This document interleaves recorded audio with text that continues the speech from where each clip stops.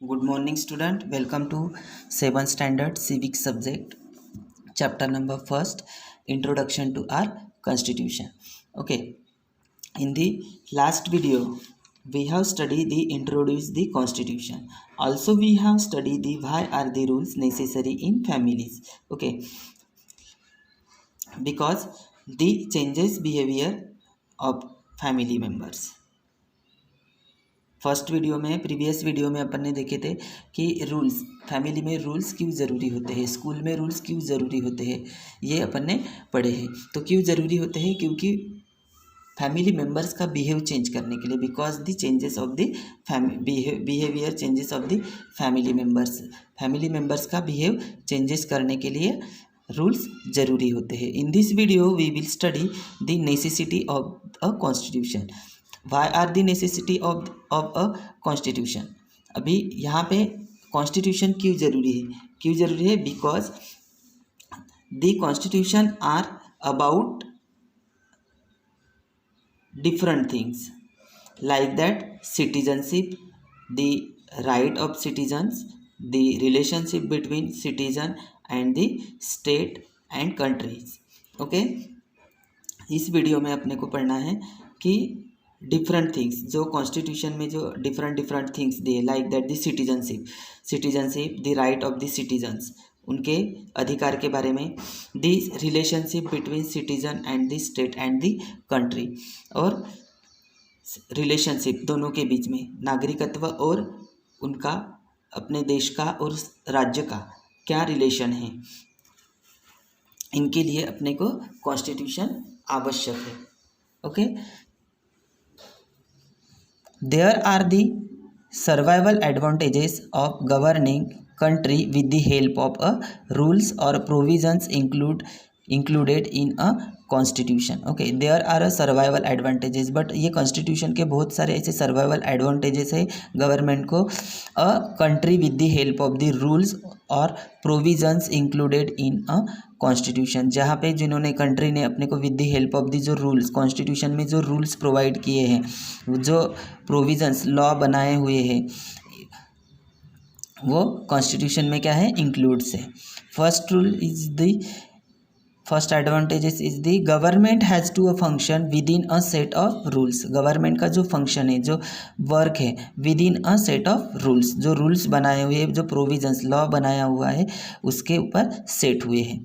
This reduce the possibility of the misuse of the power and the authority they have been given. जो भी government का जो function है वो rules के अकॉर्डिंग चलता है function. Okay, this reduce the possibility, अगर ऐसे पॉसिबिलिटी है कि जो मिस यूज करता है, possibility means like would happening, अगर कोई उसका मिस यूज कर रहा है, उस पावर का मिस यूज कर रहा है, तो टोटली उनको क्या दिए, authority they have been given, उसको अथॉरिटी दी है। A constitution includes the rights and the freedoms of the citizens. Constitution includes the right and the freedom of the citizen. Constitution में क्या क्या इंक्लूड्स है, rights and freedoms of the citizens, अपने भारतीय नागरिकत्व के राइट्स और फ्रीडम्स इंक्लूड्स किए हैं। The government can not take away these rights, therefore people's rights and freedoms are safeguarded. The government can not take away these rights, okay, therefore people's right and freedoms are safeguarded. ये government के लिए नहीं तो बल्कि ये peoples के स्वतंत्र rights और फ्रीडम्स, ये क्या रहता है, सेफगार्ड रहता है उसमें। The running a country as per the provisions of the constitution is the same as establishing the rules of law, then there is no scope for the misuse of power और one handed administration. One handed it means cruel, brittle, ruthless जो होते हैं, जो उसका miss use करते हैं, power का, अपने पावर का मिस यूज करते हैं। तो जब government establishing the rule of law, तो कॉन्स्टिट्यूशन इसीलिए बनाया है कि establishing the rules of law, then there is no scope for the misuse of power, जिनके लिए भी स्कोप नहीं है कि जो अपने पावर का क्या करता है, मिस यूज करता है, हाई हैंडेड, जो क्रूर है, ऐसे लोगों को क्रूर समझा जाता है, वो administration Okay, if a country is run as per the constitution, the faith that the common people have in the government increase. Okay, if the country is run as per the constitution, the faith that the common people have in the government increase. Government, if a country, जब country is run as per the constitution, मतलब कि जो constitution पे चलता है, the faith that the common people, तो उस उनको क्या करना पड़ता है, कॉमन पीपल पे फेथ करना पड़ता है। क्यों? क्योंकि उनको राइट टू इलेक्ट, मतलब रिप्रेजेंटेटिव इलेक्ट करने का टोटली उनको राइट्स, जिनको 18 ईयर्स कंप्लीटेड हो गए उनको राइट टू वोट, मतलब वोट करने का, इलेक्ट करने का, रिप्रेजेंटेटिव इलेक्ट करने का टोटली उनको राइट्स दिया है। दे देन बिकम किन, किन मीन्स ईगर, रेडी, उत्सुक। दे देन बिकम किन ऑन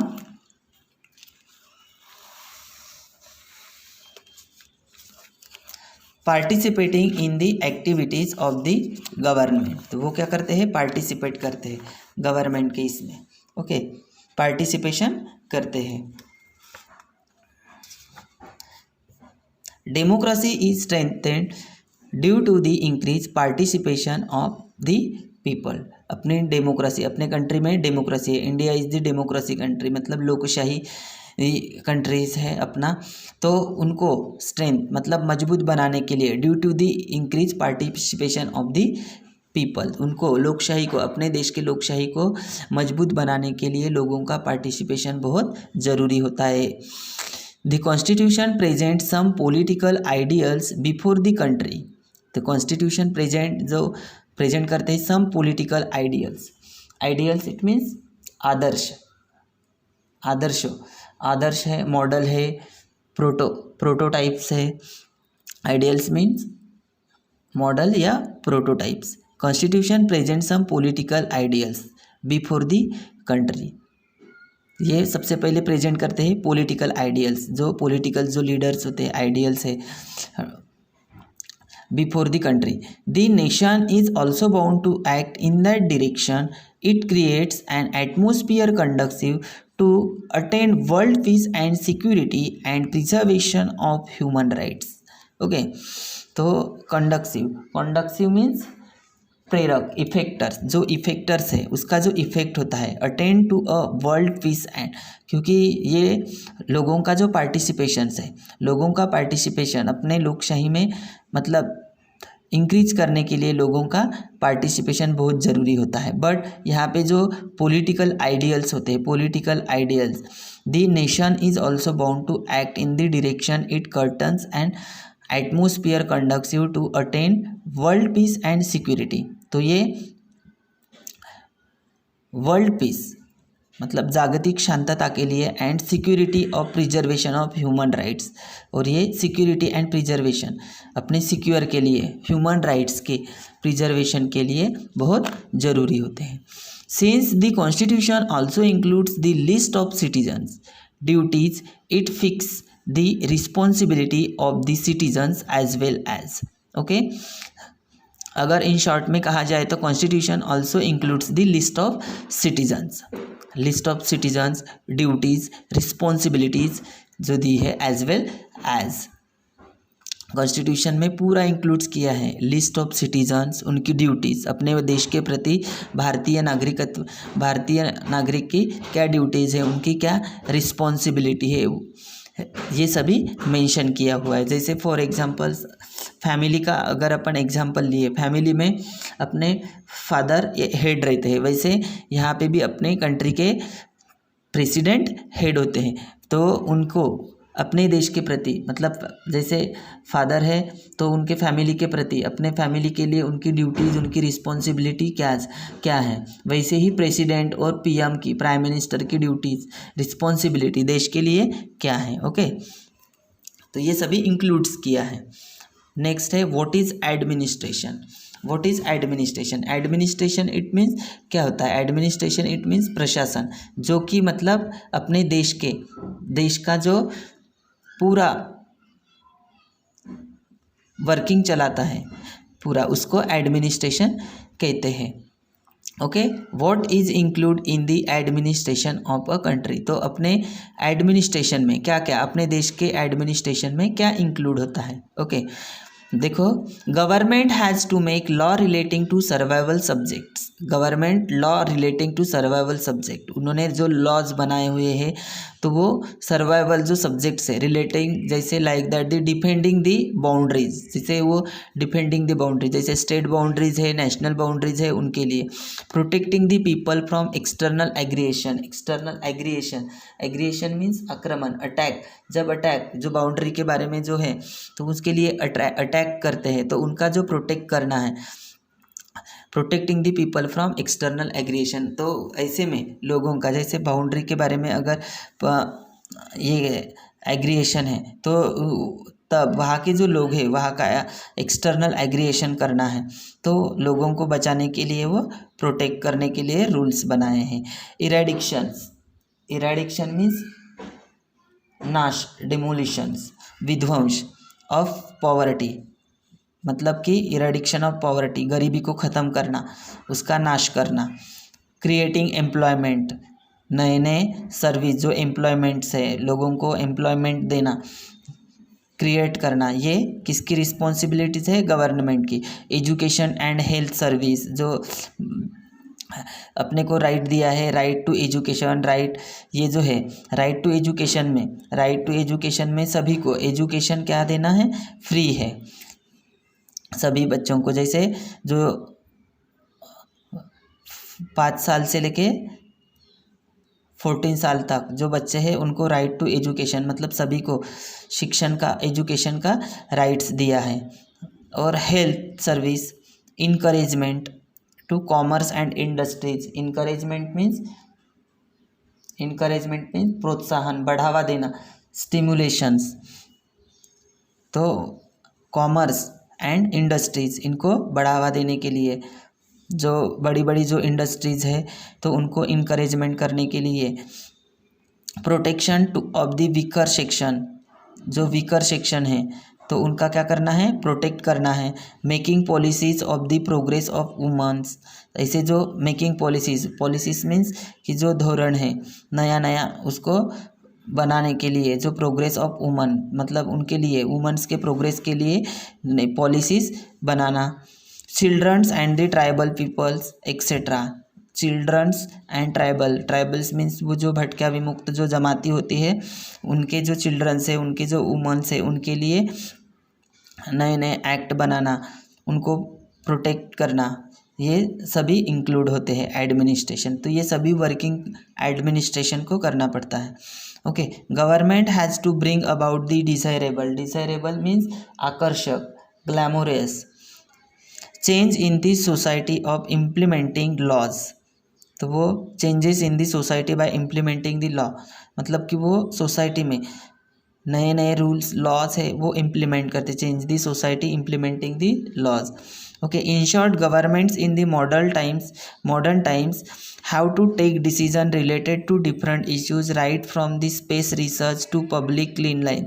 ओके, तो इन शॉर्ट में अगर बताया जाए तो गवर्नमेंट मीन्स क्या है, ये एक modern times have to take decision related to different issues, जैसे गवर्नमेंट को डिफरेंट टाइप्स के जो इश्यूज होते हैं तो उनके बारे में उनको डिसीजन लेना। Right from the space research to public clean lines, तो पब्लिक क्लीन लाइन्स जो स्वच्छता होती है, क्लीननेस होता है, तो उनके लिए भी रिसर्च, स्पेस रिसर्च के लिए भी वो जो इश्यूज़ होते हैं तो उनसे रिलेटेड जो इश्यूज़ है तो उनके बारे में उनको डिसीजन लेना पड़ता है। दिस इज़ द गवर्नमेंट्स और एडमिनिस्ट्रेशन, तो उसी को गवर्नमेंट या एडमिनिस्ट्रेशन या प्रशासन कहते हैं। Okay, having understood the meaning of the constitution and governance. Okay, आपको अभी अंडरस्टूड हो गया होगा कि मीनिंग ऑफ द कॉन्स्टिट्यूशन का मीनिंग क्या है एंड गवर्नेंस मीन्स क्या है।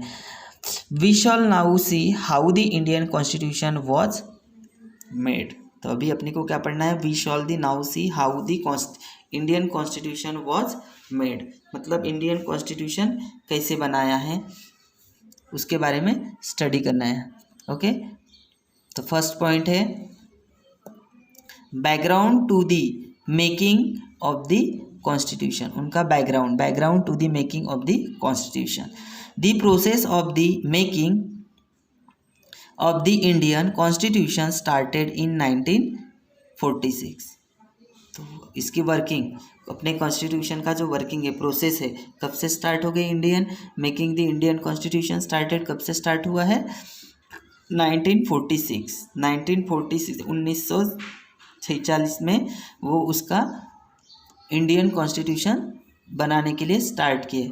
The leaders of the freedom movement instead it means जोर देना, स्टैंड पैट, जोर देना।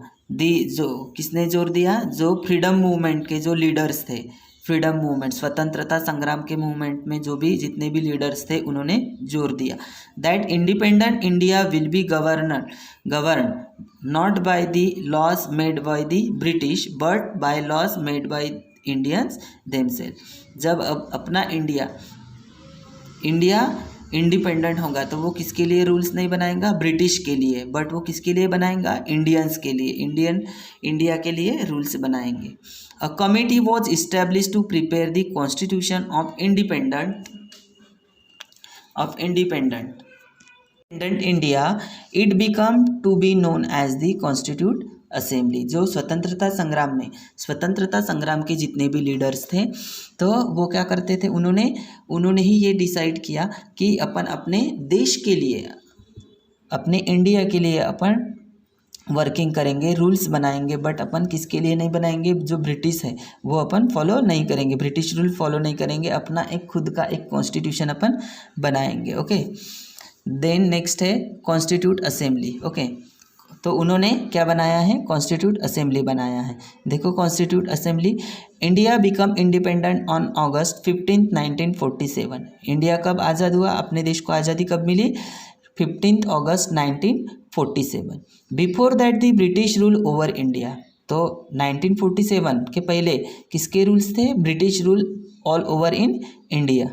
They had divided into provisions like Bombay, Bengal and Madras for the convenience. Convenience means सुविधा, facilities।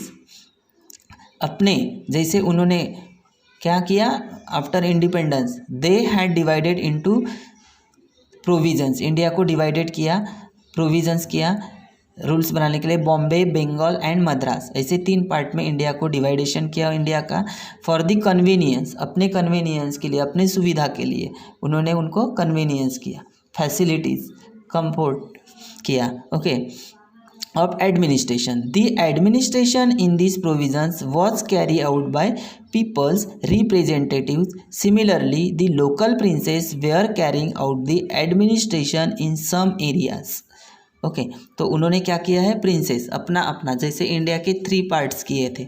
ओके, 3 पार्ट किए थे, तो उसमें अपने local princes were carrying out the administration, वहाँ का एडमिनिस्ट्रेशन चलाने के लिए कुछ एरिया में, जैसे इंडिया के 3 पार्ट्स किए थे, बंगाल, बॉम्बे, बंगाल एंड मद्रास, ऐसे 3 पार्ट्स। तो वहाँ का जो एडमिनिस्ट्रेशन चलाने के लिए उन्होंने प्रिंसेस भेजे थे।